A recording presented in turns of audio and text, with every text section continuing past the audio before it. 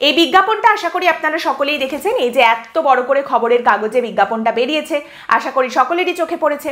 এই বিজ্ঞাপনে একদম পাতার ওপরের দিকে লেখা রয়েছে স্বাস্থ্য কিংবা শিক্ষা, বাংলা মানে ভরসা, এবং তার নিচেই ঠিক মুখ্যমন্ত্রীর ছবি দিয়ে বেঙ্গল গ্লোবাল বিজনেস সামিট বা বিশ্ববঙ্গ বাণিজ্য সম্মেলনের একটা বিজ্ঞাপন দেওয়া হয়েছে। Bengal means business. এই যে এত বড় বিজ্ঞাপন নিশ্চয়ই আপনারা সকলেই দেখেছেন। তো এইটা দেখিয়ে বলা হচ্ছে যে বাংলায় শিক্ষা আছে, স্বাস্থ্য আছে, অতএব আপনারা সবাই আসুন, বিনিয়োগ করুন, ব্যবসা করুন। এবার এই এত বড় একখানা বিজ্ঞাপন দিতে মোটামুটি খরচ কত? 25-30 লাখ তো হবেই। একেবারে প্রাইম স্পটে বিজ্ঞাপন রয়েছে, এবং এই বিজ্ঞাপনের দাম কিন্তু আরও বাড়তে পারে depending on the reach and the edition of the newspaper. এবার এই বিজ্ঞাপনগুলো দিলে কি হয় বলুন তো? সেই দিনগুলোর জন্য সংবাদ মাধ্যম সরকারের কেনা গোলামে পরিণত হতে পারে। কারণ এত বড় বিজ্ঞাপনে লিউকোপ্লাস্ট যদি মুখের ওপরে চাপা দিয়ে দেওয়া হয়, তাহলে কথা বলাটা তো খুব কঠিন বিষয়। দেখুন, অনেকেই মনে করেন যে সাংবাদিকতা অত্যন্ত কঠিন একটা বিষয়, তাই তারা গাঁক গাঁক করে চিৎকার করেন অথবা একই কথা বারবার বারবার বলতে থাকেন। না, সাংবাদিকতা আসলে অত্যন্ত সহজ। আপনাকে কি করতে হবে? প্রথমে একটা দাবিকে তুলে আনতে হবে, যে দাবি করা হচ্ছে। যেমন এই যে এখানে সরকারের তরফ থেকে কি দাবি করা হচ্ছে? স্বাস্থ্য কিংবা শিক্ষা, বাংলা মানে ভরসা। এবার এই যে এত সুন্দর একটা দাবি, এটা কি করতে হবে? শুধু যাচাই করে দেখে নিলেই হলো সরকার যে কথাটা বলছে সেটা কি ঠিক? ভরসা, বাংলাই হলো ভরসা। এইটা কি হচ্ছে তাহলে যাচাই করা যাক। তো প্রথমে আমরা স্বাস্থ্যের দিকে আসি। দেখুন, আমাদের রাজ্যের সম্পূর্ণ যে স্বাস্থ্য পরিকাঠামো, সেই খাতে কত খরচ হচ্ছে না হচ্ছে, স্বাস্থ্যমন্ত্রী কি করছেন, সবটা বলতে গেলে তো রাত ভোর হয়ে যাবে। তার থেকে বরং আমরা দুটো বিষয় বেছে নিই। এক হচ্ছে আমাদের রাজ্যের স্বাস্থ্যসাথী প্রকল্প, এবং আরেক হচ্ছে অভিষেক বন্দ্যোপাধ্যায়ের সেবাশ্রয়। এবার স্বাস্থ্যসাথী অত্যন্ত ভালো প্রকল্প, মানুষ পরিষেবা পাবেন, খুব ভালো কথা। সম্প্রতি আপনারা জানেন এই স্বাস্থ্যসাথীর বিরোধিতা করে যে স্বাস্থ্যসাথী বন্ধ করে দেওয়া হোক, এই মর্মে একটা জনস্বার্থ মামলা হয়েছিল কলকাতা হাইকোর্টে। মামলাকারীর দাবি ছিল যে আসলে এই স্বাস্থ্যসাথীর পরিষেবা বেশিরভাগ মানুষই পান না, সরকারি হাসপাতালে স্বাস্থ্যসাথী কাজে লাগে না, এবং এটা ভোটে জেতার একটা ফায়দা তোলা ছাড়া আর কিচ্ছু নয়। ভোটে জেতার জন্য এই প্রকল্পটা তৈরি করা হয়েছে, ফায়দা লোটার জন্য, এছাড়া আর কিছুই নয়, বন্ধ করে দেওয়া হোক। কলকাতা হাইকোর্ট বলেছে যে না বাপু, এসব আমরা করতে পারবো না। প্রধান বিচারপতির বেঞ্চের তরফ থেকে জানানো হয়েছে যে সরকারের সম্পূর্ণ অধিকার রয়েছে, জনহিতে যে কোনো প্রকল্প তারা চালাতে পারে, শুরু করতে পারে। এটাও সেই রকমই একটা সরকারি প্রকল্প, এখানে আদালত হস্তক্ষেপ করবে না। সরকারি প্রকল্প, জনহিতে প্রকল্প, আদালত সেখানে কেনই বা হস্তক্ষেপ করবে? ঠিকই বলেছেন বিচারপতি, ইল্লিগাল তো নয়। তাহলে কি করা যাবে? কোর্টের কোনো এখতিয়ার তো এখানে নেই। তাহলে কি দাঁড়ালো? স্বাস্থ্যসাথী আমাদের মুখ্যমন্ত্রীর অত্যন্ত প্রিয় একটি প্রকল্প, স্বাধীন প্রকল্প, মানুষকে পরিষেবা দেওয়ার জন্য, সেটা চলবে। এবং আমাদের রাজ্যে যেটা মুখ্যমন্ত্রী বারবারই দাবি করেন যে স্বাস্থ্যসাথীর মাধ্যমে প্রচুর মানুষ পরিষেবা পান। তাহলে এখানে প্রশ্ন হলো, আচ্ছা অভিষেক বন্দ্যোপাধ্যায়কে হঠাৎ এই সেবাশ্রয়টা কেন করতে হলো? মানে আমাদের রাজ্যে মুখ্যমন্ত্রীর এই স্বাস্থ্যসাথী প্রকল্পের দরুন, এবং তিনি স্বাস্থ্যমন্ত্রী হিসেবে স্বাস্থ্য পরিকাঠামোতে যে বিপ্লব এনে দিয়েছেন, তার মাধ্যমে তো সকলে পরিষেবা পাচ্ছেন, সকলে। তাহলে হঠাৎ তারই ভাইপো ডায়মন্ড হারবারের একজন সাংসদ, তাকে হঠাৎ আলাদা করে স্বাস্থ্য পরিষেবার জন্য এরকম একটা ক্যাম্প, এত টাকা পয়সা খরচ করে এত বড় করে সেবাশ্রয়টা করতে হলো কেন? তৃণমূল কংগ্রেসের এক নেত্রী, যিনি আমাদের রাজ্যের একজন মন্ত্রীও বটে এবং তিনি একজন চিকিৎসক, তার নাম ডক্টর শশী পাঁজা, তিনি সম্প্রতি এই বিষয়টা নিয়ে বলেছেন যে বিতর্কের কি হলো এখানে, কিছুই তো বুঝতে পারছি না। আমরাও তো বিধায়ক, আমরাও রক্তদান শিবির করি, স্বাস্থ্য পরিষেবা প্রদান করি। তো অভিষেক বন্দ্যোপাধ্যায় তিনিও সাংসদ, তিনিও সেরকমই সেবাশ্রয় করেছেন, এতে সমস্যা কোথায়? অসুবিধা তো কিছু নেই। কিন্তু একটা রক্তদান শিবির বা স্বাস্থ্য পরিকাঠামো, স্বাস্থ্য পরিষেবার একটা ক্যাম্প একজন বিধায়ক নিজের এলাকায় করছেন, তার থেকে সেবাশ্রয় ঠিক কোথায় আলাদা ছিল? 3টে কেসের কথা আমি আপনাদের সামনে তুলে ধরছি। প্রথম কেস, জানা যাচ্ছে হুগলির খানাকুল থেকে এক দম্পতি তাদের 3 বছরের বাচ্চা মেয়েকে নিয়ে ছুটে এসেছিলেন সেবাশ্রয়ের ডাক্তারদের দেখাতে। কেন এত দূর ছুটে এসেছেন? তাদের ছোট্ট বাচ্চা মেয়েটি ঠিক করে হাঁটতে পারে না, শিরদাঁড়ার সমস্যা। সরকারি হাসপাতালে প্রচুর ঘুরেছেন, এনআরএস, এসএসকেএম, পুলিশ হাসপাতাল, কিচ্ছু তারা বাদ দেননি, কিন্তু সুরাহা তারা পাননি, হন্যে হয়ে শুধু ঘুরে বেরিয়েছেন। বাইপাসের ধারের একটি নার্সিংহোমে তারা গিয়েছিলেন, সেখান থেকে বলা হয়েছে যে তাদের মেয়েটি একটি বিরল রোগে আক্রান্ত এবং তার চিকিৎসার জন্য খরচ হবে বছরে 72 লক্ষ টাকা। ছোট্ট মেয়েটির বাবা মুটের কাজ করেন। 72 লক্ষ টাকা তার কাছে শুধু স্বপ্ন নয়, স্বপ্নেও নেই, অন্য দুনিয়ার জিনিস। অতএব তাদের কাছে একমাত্র আশা ভরসা, তারা চলে এসেছেন Abhishek Bandyopadhyay Sebashray. Case number 2, diamond হারবারেরই একটি গ্রাম থেকে এসেছেন মোহাম্মদ সাইদুল ইসলাম। তিনি সেবাশ্রয়ে এসেছেন কেন না, তিনি চর্মরোগে আক্রান্ত, এবং তাকে যখন প্রশ্ন করা হয়েছিল যে সরকারি হাসপাতালে না গিয়ে আপনি সেবাশ্রয়ে এসেছেন কেন, সোজা উত্তর দিচ্ছেন তিনি যে সরকারি হাসপাতালে তো অনেক সময় লাগে, অনেক ঘুরতে হয়, তার থেকে এখানে অনেক তাড়াতাড়ি হয়ে যাচ্ছে, কোনো সমস্যা নেই। এক বৃদ্ধ এসেছিলেন এই সেবাশ্রয়ে তার নাতির পেটের সমস্যা নাতিকে দেখানোর জন্য। ডাক্তারেরা সেখানে আলট্রাসোনোগ্রাফির নির্দেশ দেন, সেটা হয়ে গেছে। তার রিপোর্ট নিতে যেদিন তিনি গেছেন সেবাশ্রয়ে, সেদিন তাকে প্রশ্ন করা হচ্ছে যে আচ্ছা আপনি সরকারি হাসপাতালে নিজের নাতিকে কেন নিয়ে গেলেন না? তিনি পরিষ্কার উত্তর দিচ্ছেন, এক বৃদ্ধ, তিনি বলছেন সরকারি ওষুধে আমার বিন্দু মাত্র কোনো বিশ্বাস নেই, এখানেই আমার ভরসা রয়েছে। যদিও দিদি বলছেন যে স্বাস্থ্য কিংবা শিক্ষা বাংলা মানেই ভরসা, কিন্তু সেই বৃদ্ধ বলছেন পিসির সরকারি ওষুধে বিশ্বাস করছি না, বিশ্বাস রাখছি না, আমার কাছে ভরসা একমাত্র ভাইপোর এই সেবাশ্রয়ের ওষুধ। এই রকম সুন্দর প্রহসন দেখেছেন কোথাও?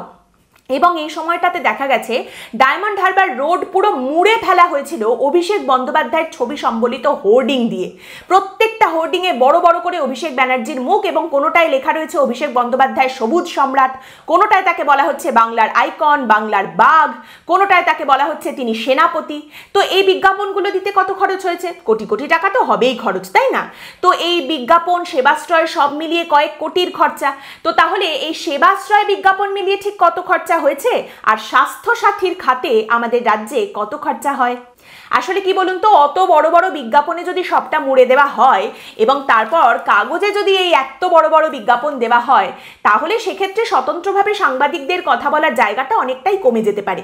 কারণ তাদের এই বিজ্ঞাপনের ওপর ভরসা করতে হয়, হয় তাবেদারি করতে হয় রাজ্যের শাসক দলের, না হলে কেন্দ্রের শাসক দলের, কারণ বিজ্ঞাপন পেতে হবে। কারণ জার্নালিজম কস্টস মানি, টাকার দরকার হয়, বিশেষ করে লিগ্যাল কস্ট আছে, অতএব টাকা তো লাগবেই, এবং সেই কারণেই এই তাবেদারির প্রসঙ্গটা উঠে আসে। আমি এই যে কথাগুলো বলছি, আমাদের এই যে চ্যানেল, এখানে এই যে আলো দেখতে পাচ্ছেন আপনারা, এই আলোগুলো জ্বলছে কাদের জন্য বলুন তো? আপনাদের জন্য, কারণ আপনারা পর্বগুলো দেখছেন, আপনারা আর্থিক সাহায্যের হাত বাড়িয়ে দিয়েছেন, আমাদের চ্যানেলের মেম্বার হয়েছেন। তাদের জন্য আমরা খুব বেশি কিছু হয়তো করতে পারি না, কিন্তু তবু সত্যি কথা স্পষ্টভাবে তুলে ধরতে পারি।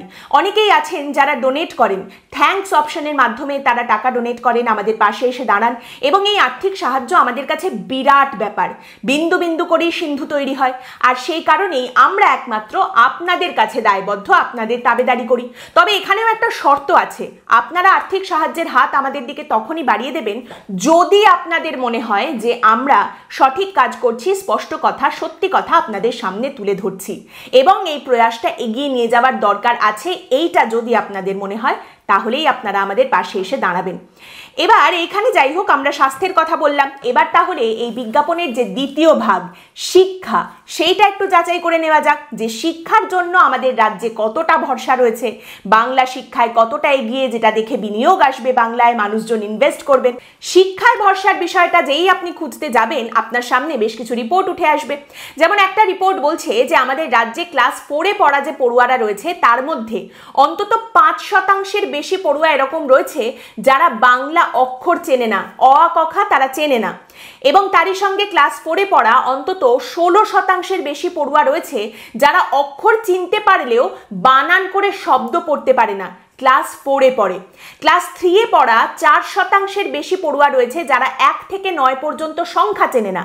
ক্লাস 1-এ পড়া অন্তত 14% বেশি পড়ুয়া রয়েছে যারা 1 থেকে 9 পর্যন্ত সংখ্যা চেনে না। কিন্তু তারপরেও সেই রিপোর্টে বলা হচ্ছে যে কোন স্কুলে বাবা মায়েরা ছেলে মেয়েদের ভর্তি করবেন, সেদিক থেকে কিন্তু তারা ভরসা রেখেছেন বেশিরভাগই সরকারি স্কুলের ওপর। বেশিরভাগ বাবা মাই সরকারি স্কুলে পাঠাচ্ছেন পড়তে ছেলে মেয়েদের, আর বেসরকারি স্কুল এই দিক থেকে অনেকটাই পিছিয়ে আছে। এর পেছনে একটা বড় কারণ আপনারা সকলেই জানেন, গ্রামে গঞ্জে প্রান্তিক এলাকায় বেসরকারি স্কুলের বেতন দেওয়ার মতো ক্ষমতা বেশিরভাগ বাবা মায়েরই নেই। অতএব তাদের একমাত্র ভরসার জায়গা সেই এলাকার সরকারি স্কুল। আর সেখানে কি ধরনের পড়াশোনা হয়? এই যে অ আ ক খ জানে না, ক্লাস 3-তে পড়ে 1 থেকে 9 পর্যন্ত সংখ্যা চেনে না, ক্লাস 4-এ পড়ে শব্দ বানান করে পড়তে পারে না, এই হচ্ছে পরিস্থিতি। তারই সঙ্গে ট্যাব দুর্নীতির কথা আপনারা সকলেই শুনেছেন। ট্যাবের টাকা যেটা কিনা ছাত্রছাত্রীদের ব্যাংকের অ্যাকাউন্টে ঢোকার কথা, সেই টাকা অন্য কোথাও চলে যাচ্ছে। এবার সেই নিয়ে সাংঘাতিক স্ক্যাম, ফ্রড, চারিদিকে দুর্নীতি তৎপরতা সবকিছু তো চোখের সামনে উঠে আসছে।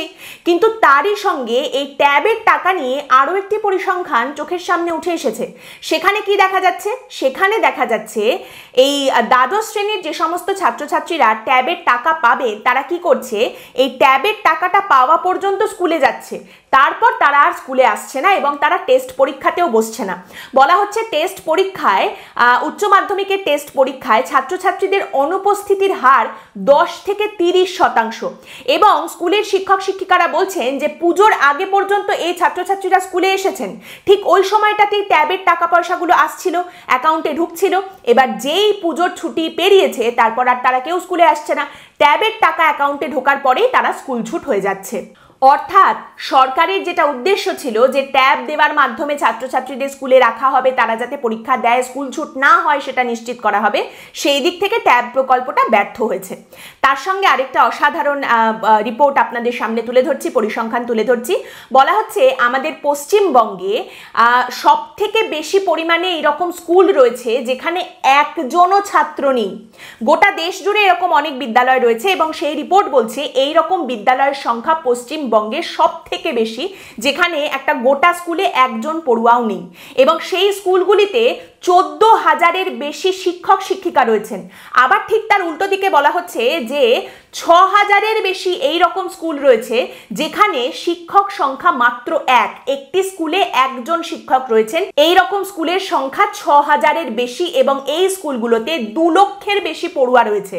তাহলে যেখানে এত এত পড়ুয়া সেখানে একজন মাত্র শিক্ষক, আর যেখানে কোনো পড়ুয়াই নেই সেই সমস্ত স্কুলগুলোতে মোট 14,000-এর বেশি শিক্ষক রয়েছে। তাহলে এই রিপোর্ট পড়ে আপনি বলবেন সর্বনাশের কি এটাই শেষ? মানে এই যে মহা সর্বনাশের যে চিত্রটা দেখতে পাওয়া যাচ্ছে, এইটাই কি শেষ চিত্র? তাহলে আরেকটি রিপোর্টের কথা আপনাদের সামনে তুলে ধরি। এই রিপোর্টটি লিখেছেন পৃথা রায়চৌধুরী এবং তিনি সাহসিকতার মাধ্যমে এই খবরটা সকলের সামনে তুলে ধরেছেন। তিনি রিপোর্টে লিখছেন যে আমি একটা স্কুলের সামনে গিয়ে দাঁড়ালাম। স্কুলের সামনে একটা বড় সাইনবোর্ড লাগানো যেখানে লেখা রয়েছে স্বামী বিবেকানন্দ বিদ্যাপীঠ প্রাথমিক বিভাগ। স্কুলের ভেতরে ঢুকলাম, আমার সঙ্গে আমার ফোনের ক্যামেরা ছিল। তো আমি ঢুকে সেই স্কুলটার ছবি তুলতে শুরু করলাম। খাঁ খাঁ করছে স্কুল, কোথাও কেউ নেই, কোনো ছাত্রছাত্রীর দেখা নেই।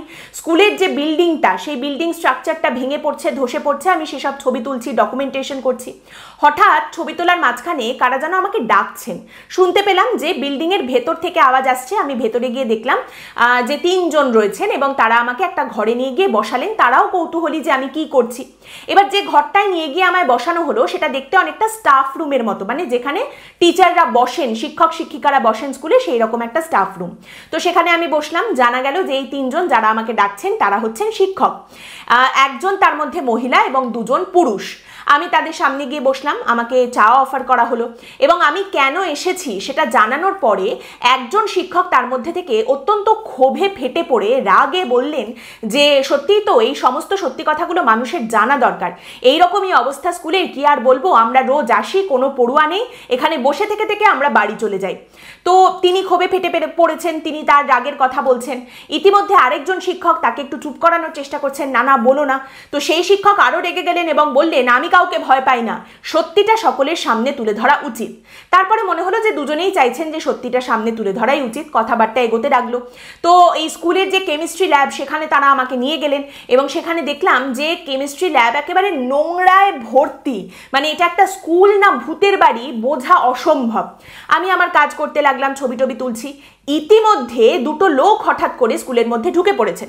তারা আমার কাছে এসে বলছে লোকাল কাউন্সিলর আমাদের পাঠিয়েছে, কোনো ছবি টবি তোলা যাবে না, যা ছবি তুলেছেন সব ডিলিট করতে হবে, না হলে কিন্তু আমাদের কাউন্সিলর ব্যবস্থা নেবে। এবার আমার কাছে আমার ফোনটা তারা দেখতে চাইলো, সব ছবি ডিলিট করে দিতে হবে। কি ভাগ্যিস আমার কাছে 2টো ফোন ছিল, আমি তাড়াতাড়ি ছবি যে ফোনে রয়েছে সেই ফোনটা ব্যাগের মধ্যে চালান করে দিয়েছি, আর আরেকটা অন্য যে ফোন সেটা আমি তাদের হাতে দিলাম এবং বললাম যে দেখুন না, এই ফোন চেক করুন, আমার কাছে কোনো ছবি নেই, আমি কিছু ছবি টবি তুলিনি। কি ভাগ্যিস ওই লোক 2টো ব্যাগটা চেক করতে চায়নি, তারা ফোনটা দেখলো, ছবি নেই দেখলো এবং নিশ্চিন্ত হয়ে তারা চলে গেল। এই হচ্ছে একটা খবর যেখানে একজন সাংবাদিক, একজন রিপোর্টার কিন্তু খবরটা বের করতে পেরেছেন। তাই এই একটা স্কুলের কথা আপনাদের সকলের সামনে উঠে এসেছে। এইরকম আরও কত স্কুল রয়েছে যেখানে কিন্তু আসলে সেই লোকাল কাউন্সিলর, দাদা, দিদি, বৌদি, জামাইবাবু তারা সবাই মিলে বিষয়টাকে চেপে দিয়েছেন, তাই সেটা বাইরে আসেনি। আপনারা নিশ্চয়ই জানেন যে শেষ কয়েক বছরে পশ্চিমবঙ্গে সরস্বতী পুজোর সংখ্যা খুব বেড়েছে। আর কদিন পরেই সরস্বতী পুজো, তো এখন খুব বড় করে হয় সরস্বতী পুজো। আগে ছোট ছোট হতো, বিভিন্ন পাড়ায় বড় বড় সরস্বতী পুজো, তার বিরাট বড় বড় বিজ্ঞাপন, স্টেজ বেঁধে ঠাকুরের সামনে একেবারে সুন্দর চটুল গান, তার সঙ্গে উদ্দাম নাচ, কিচ্ছু বাদ থাকে না। মানে বাগদেবীকে বাগে আনার এই যে অসাধারণ প্রয়াস, এই নিয়ে তো আলাদা করে আর কিছুই বলার নেই। আমরা কি বলবো তার অনেকটাই নির্ভর করে আমরা কাদের জন্য বলবো আর আমরা কাদের সাহায্য নিয়ে বলবো। এই যে বড় বড় সংবাদ মাধ্যম, তারা অনেক সময় অনেক বড় কথা বলে উঠতে পারেন না, কারণ তাদের এই বিজ্ঞাপনের ওপরে ভরসা করে থাকতে হয়। কিছু জায়গায় গিয়ে তারা হয়তো আটকে যান এই ভেবে যে কাদের জন্য তারা এই কথাগুলো বলতে পারছেন।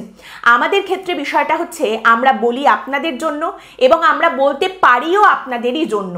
তাই যদি মনে করেন এই সত্যি খবরগুলো অবশ্যই করে সামনে তুলে ধরার দরকার রয়েছে, ইন্ডিপেন্ডেন্ট জার্নালিজমের পাশে দাঁড়ান। আমাদের এই পর্বটা আপনাদের কেমন লাগলো, এই পর্ব সম্পর্কে আপনাদের মতামত অবশ্যই জানাবেন কমেন্ট করে। পরের দিন আবার দেখা হবে এইরকমই একটি পর্ব নিয়ে, হঠাৎ যদি উঠল কথায়। ভালো থাকবেন।